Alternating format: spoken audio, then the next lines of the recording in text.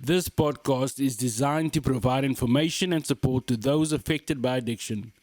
The information provided in this podcast is intended for educational and informational purposes only and is not intended as a substitute for professional medical advice, diagnosis, or treatment. Listeners should consult with their healthcare professional before making any changes to their treatment plan. The hosts, guests, and producers of this podcast do not endorse any specific treatment, medication, or course of action. Individual experiences with addiction and recovery may vary, and the information provided in this podcast may not be applicable to all listeners. If you or someone you know is experiencing an addiction related crisis, please seek immediate help from a qualified medical or mental health professional. The views and opinions expressed in this podcast are those of the hosts, guests, and producers and do not necessarily reflect the official policy or position of any organization.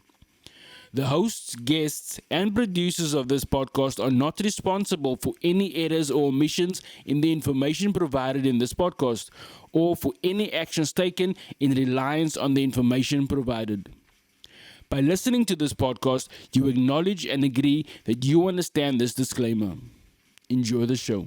Welcome back to another episode of Easy Does It, a podcast about changing your life, addiction, recovery, and methods you might approach and how to do that.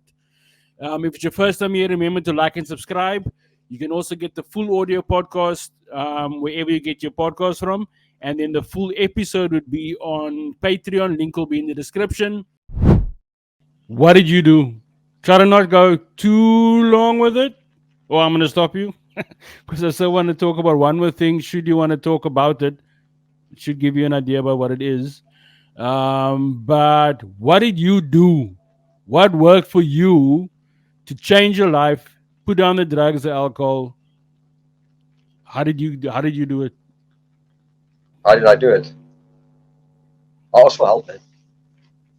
Um, and I didn't know what was out there because at the time when when I asked for help, what I think there was a few people back in the day that had been to treatment centers, and that wasn't options for a lot. That isn't options for a lot of people.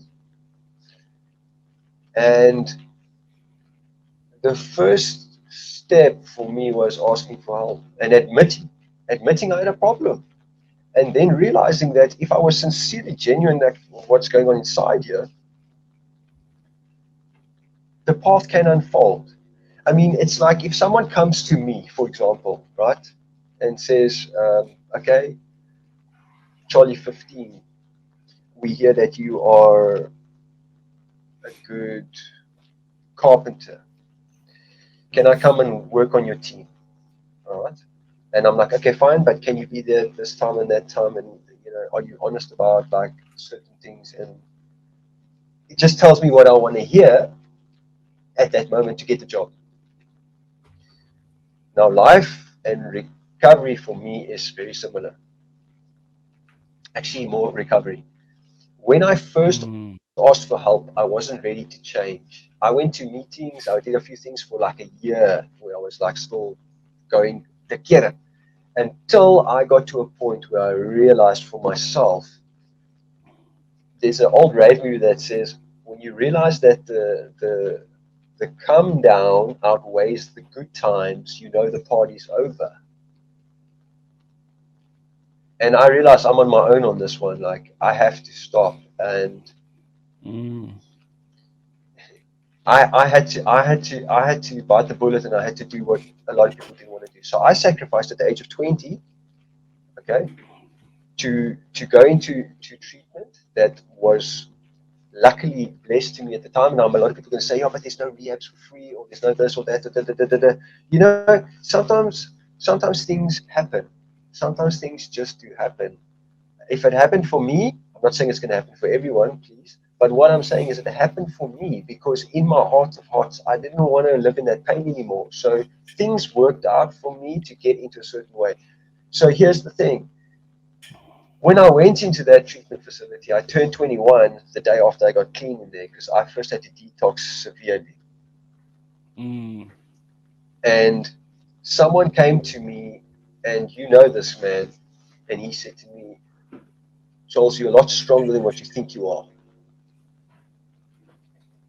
And he said, from here on out, you are responsible for your recovery, and life won't always be easy, but you can get out of it and you can stay changed if you choose to do what is suggested in front of you. And I was like, but I don't feel like I agree with everything, and I don't really click with some of these people. And at that time, someone came to me from one of the other rooms, and they actually had like made a plan for some substance, and they offered it to me, and I said no, and they laughed at me. Everyone laughed at me. Okay, and some of them said to me, "You'll never make it past 6 months." And then when I did a few shares and stuff, I was told I'll never make it past a year. I was told I'm just one of those guys who will never, ever, ever make it. And if you really know how far I went with all my stuff, it was horrific. I'm sorry to say it.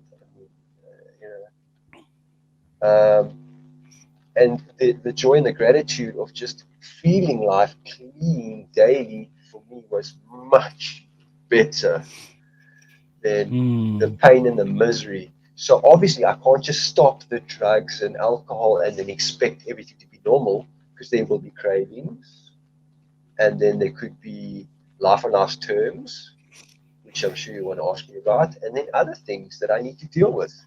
And how do I deal with that stuff? I deal with that stuff by finding things that bring me joy, and recovery brings me joy because it gives me a sense of purpose, because I've always felt like I don't belong anywhere.